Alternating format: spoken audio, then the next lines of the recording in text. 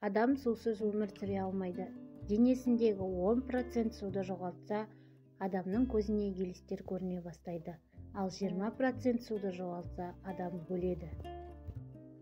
Сәлеметсіздер ме? Сіздермен бірге өзгеше әлем арнасы арнаға тіркеліп, лайк басып, комментарий жазып қолдап отырыңыз. Мен ары қарай жалғастырамын.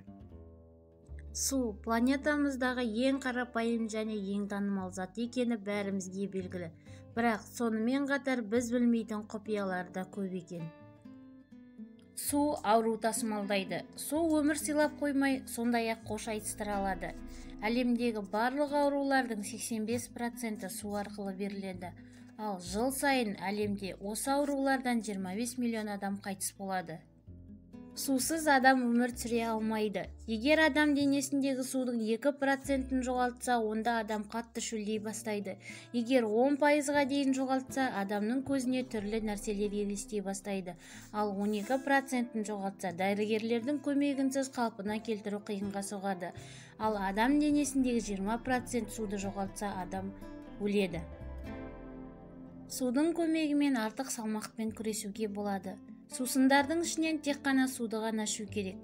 Су ішкен тәбетті басады. Тамақтанар алдында 15-20 минут бұрын су ішкен көмектесері анық. Су жүрек жұмысын жақсартады.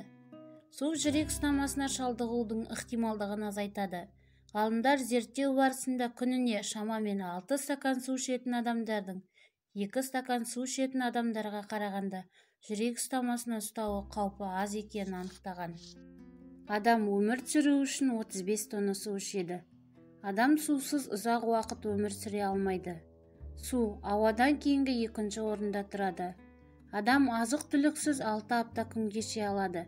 Сусыз 5-6 күн өмір сүре алады. Жалпы адам өмір бойы шамамен 35 тоннаға жуық су ішеді.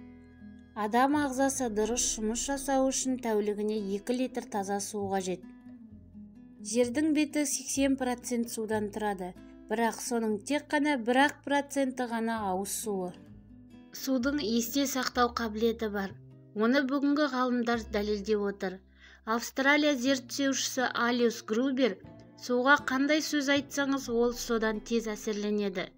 Мысалы, сіз оған рахмет десеңіз, оның сапасы артады. Дыбыстың ауадан тараған дыбыстан гөрі жылдам тарайтынын анықтаған. Жер шарында 1 миллиард адам таза ауыз суға қол жеткізе алмай отыр.